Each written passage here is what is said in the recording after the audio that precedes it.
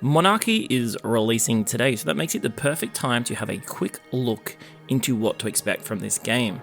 Now, immediate thoughts are going to be, is this a Kingdom 2 Crowns copy? Indeed, it falls into that genre alongside games like Kingdom 2 Crowns and also Sons of Valhalla. My first thoughts upon seeing the screens of Monarchy is, this kind of looks similar. Am I really just getting a copy here? I'll talk about that in a little bit. So starting off with gameplay, what you can expect from Monarchy is a 2D side-scrolling strategy game. Essentially what you do is you control your king or queen and you get one little minion archer style thing that follows you around and you get stuck straight in building your colony. Every day you get the choice of coins or people that will be delivered to you to use in your colony, and you use those coins to build different upgrades or indeed recruit archers, engineers, those sorts of things. As you expand your world, you get the ability to create more and more buildings, more and more different units that are going to help you, and indeed your territory expands further out, which is kind of handy because anything outside of your territory is dark and scary, forest-like with bandits. So where does the challenge and tension come in? Well, that comes in the form of nightly raids. Each night you will get some enemies who will attack your base from each side, and depending on how well you've set up your defenses, they'll either crush through and defeat you, or you'll push them away and get a few coins for your troubles.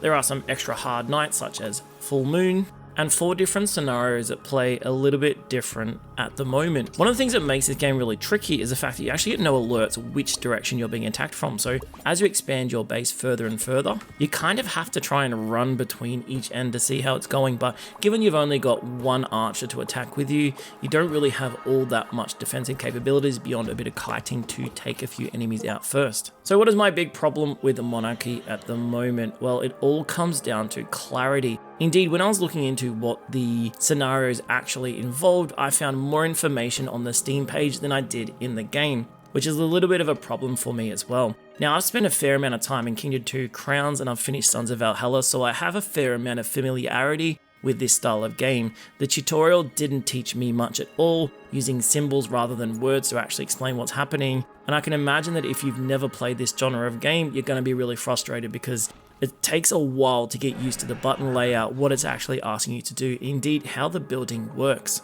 Now, as I mentioned earlier, there are no alerts about where you're being attacked from, so you just kind of die in the first night or two because you won't set up things properly. And there's no real information about what you should be expecting.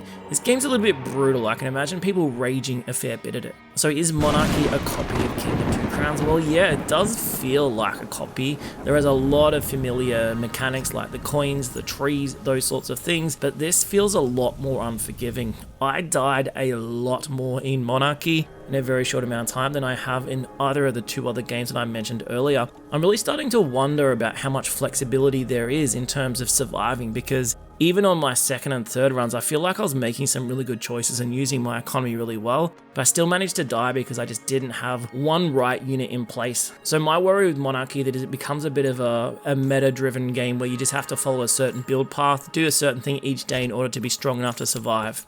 Now, should you buy Monarchy? Well, this is a tricky question to ask.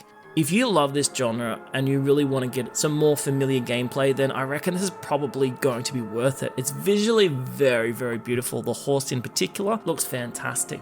The music is great, but there are some things that clearly need to be tuned up. For example, the menu system, I don't know what's happening there. And also, like whenever I alt-tabbed out to just play around with something, my controller would disconnect and I'd have to pull the cord out, put it back in, those sort of things. There's not much in the way of any storyline that's really going to engage you, but in terms of the actual game itself, it plays quite well. So I think there's some polish there. It's just the things around the periphery that need a bit of work. I'm going to play a little bit more. If I had to give it a score at the moment, I'd be sitting around the 7 to 8 out of 10 kind of mark, but I'm hoping that with a little bit more practice, I'll get even further into my runs and let you know a bit more, because it looks like there's some really interesting build paths that you can take. Let me know what you think about Monarchy releasing today on Steam.